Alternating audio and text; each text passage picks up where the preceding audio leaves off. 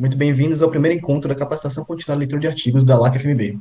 Eu me chamo Jackson Pedro, sou ligante do primeiro semestre e hoje vamos aqui abordar por que ler artigos científicos.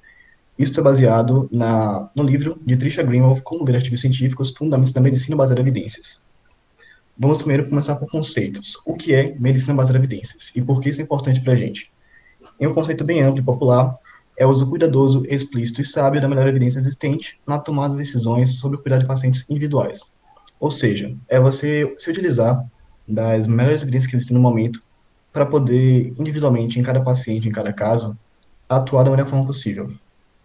Continuando aqui, é claro que, quando esse conceito em prática, essa análise da MBE considera também sintomas, sinais físicos, diagnósticos, prognóstico de doenças, tratamento, custo-efetividade e, é claro, a preferência dos pacientes. Algo muito importante, visto que algumas preferências e valores dos pacientes podem impactar o tratamento. E é claro que devem ser sempre analisados e respeitados.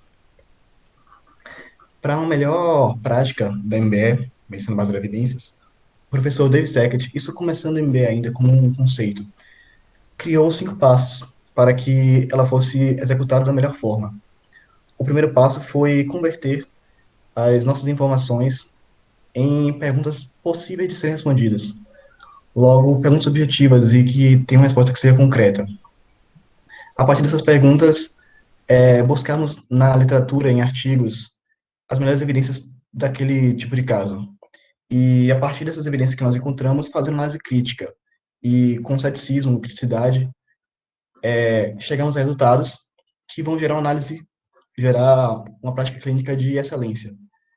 Claro que, após aplicarmos isto, temos sempre que avaliar o desempenho dessa mudança. Temos que ver se aquilo que mudamos na prática realmente é efetivo e é justificável a sua continuidade.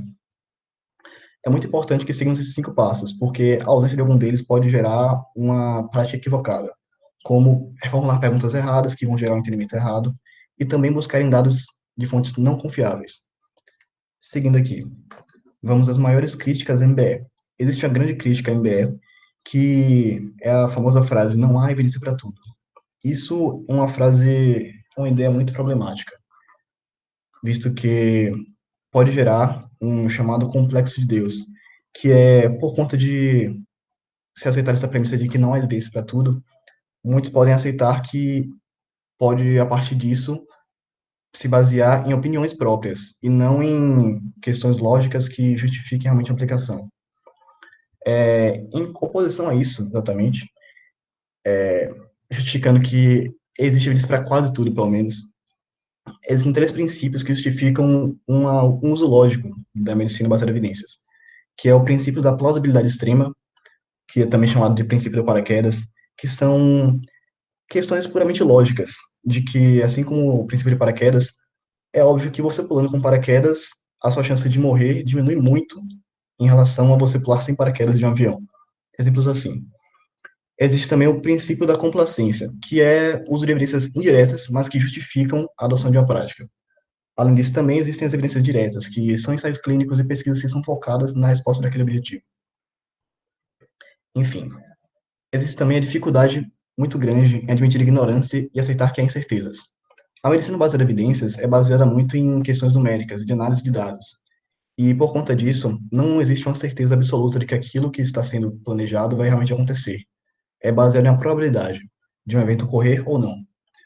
É exatamente por isso, muitos que acreditam que existe uma certeza e querem realmente buscar isso, não lidam muito bem com o MBE, pelo fato de realmente não termos isso. Lidamos com probabilidades e questões prováveis apenas.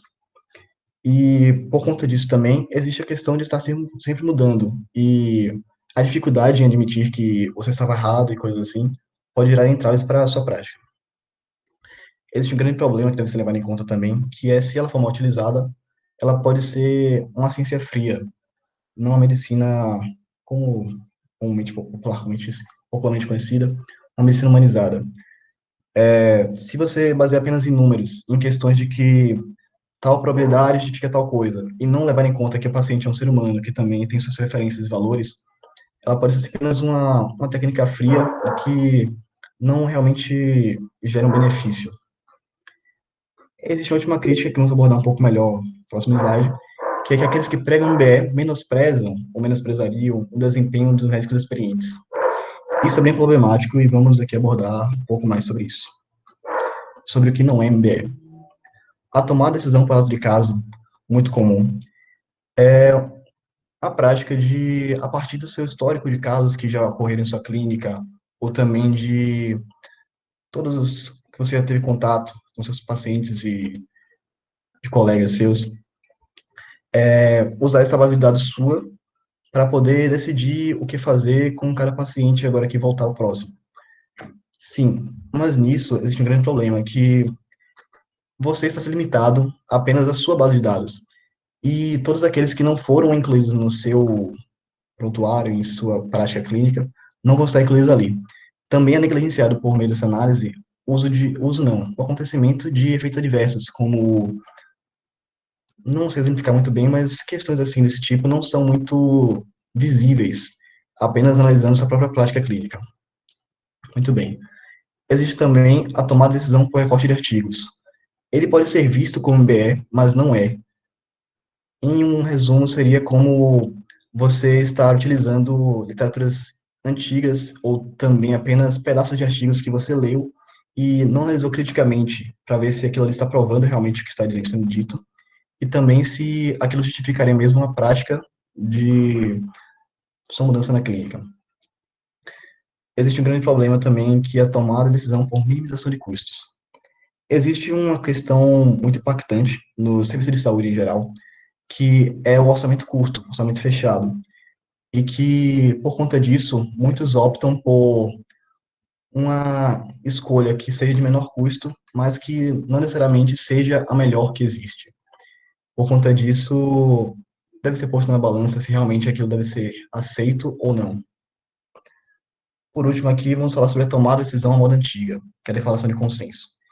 Essa é uma prática que não é mais comumente vista, mas é muito problemática. Em resumo, vários especialistas se reuniam, normalmente bancados por empresa farmacêutica, e lá decidiam diretrizes que deveriam ser feitas no caso de aparecer tal caso em seu consultório, faça isso, recomende isso. E, por ser baseado em especialistas, realmente ocorre também essa decisão por lado de caso. Esses especialistas estão limitados ao que eles já viram, e os erros dele, por serem generalizados por meio dessas diretrizes, gerariam também erros em outros médicos.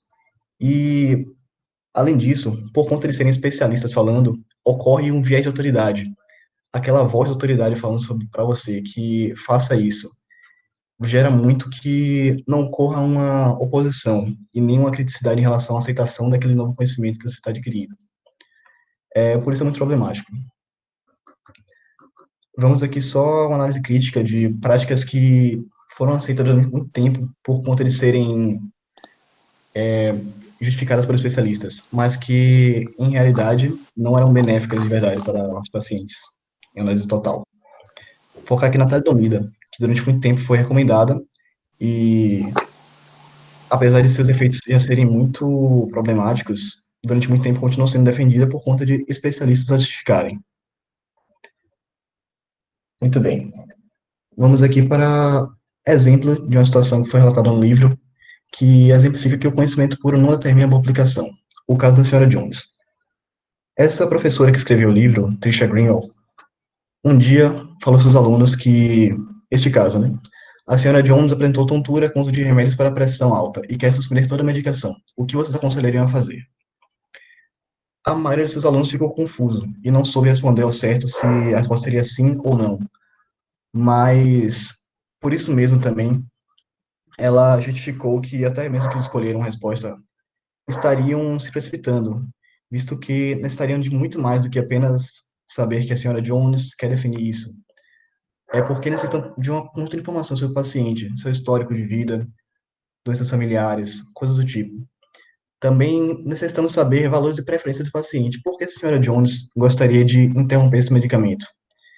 E quais são os percalços que, por conta disso, vão ser gerados se ela manter ou se ela parar esse medicamento? Devemos também ter em mente a análise crítica da medida. Pôr na balança se os riscos e os benefícios são justificáveis na adoção ou na parada dessa medida. E também, por fim, analisar casos semelhantes e de evidências. Casos semelhantes como, em algum momento em sua clínica, você já atendeu a pessoas que fizeram coisas parecidas com isso, de diminuir planos de medicação. E você vê como é que foi esse desfecho para poder analisar semelhantemente. Em caso de evidências, devemos ter em mente que, para poder procurar e para poder buscar de forma mais adequada, devemos definir precisamente sobre quem é essa questão. Então, como é que poderíamos fazer um grupo de pessoas semelhantes a essa senhora Jones, uma mulher de 45 anos? Esse tipo de descrição. E definir também que manobra terapêutica está sendo considerada para usar nesse paciente. Se ela quer realmente fechar o uso de medicação, dar continuidade, ou até mesmo pensar em outra alternativa, que não seja esse cessar ou essa manutenção. E, é claro, definir também o desfecho desejado ou indesejado, que nesse caso é claro que seria a manutenção da qualidade de vida da senhora. Agora, perto do final aqui, vamos responder essa pergunta: por que ler um artigo científico? Primeiro, ressaltar que MBE não é só ler artigos científicos, é ler artigos científicos no momento certo e com o objetivo de mudança na prática clínica para uma melhor execução daquilo que está sendo mais atualizado e mais correto. Com isso, temos aqui a leitura crítica direcionada para a prática de excelência, ou seja, por meio de criticidade, ceticismo, análise bem feita, né, de dados, podemos chegar a conclusões que realmente gerem um melhor resultado para cada aplicação clínica. Também temos que nos atentar à mutabilidade do conhecimento e que devemos sempre estar atualizados, porque talvez algo que um médico que já esteja há 5 anos, talvez, em sua prática clínica, esteja atualizado em relação a novos conceitos que são muito melhores e podem gerar muito mais benefícios ao paciente. Em relação a isso, temos que dar realmente atendimento justo ao paciente. Ele está lá buscando uma melhoria da sua qualidade de vida e nada melhor do que nos basearmos exatamente no que existe de melhor no momento para ser o melhor atendimento. Para finalizar agora, vamos aqui às recomendações finais. Estou deixando aqui durante um tempo esses QR codes que você podem chegar a links diretos sobre esses sites, que é o Choosing Wisely, que são recomendações do que não se fazer, como, por exemplo, em tal caso, não administre tal medicamento por conta de que ele pode gerar riscos. E o Slow Medicine, que é uma medicina sem pressa, não devagar, mas uma medicina sem pressa, que é você analisar com calma cada caso, individualmente, de forma bem pessoal ali. E, por meio da análise de evidências, justificar realmente sua prática da melhor forma. Muito bem, essas aqui são as referências dessa apresentação, e muito obrigado. Vamos agora continuidade à apresentação dos meus colegas aqui.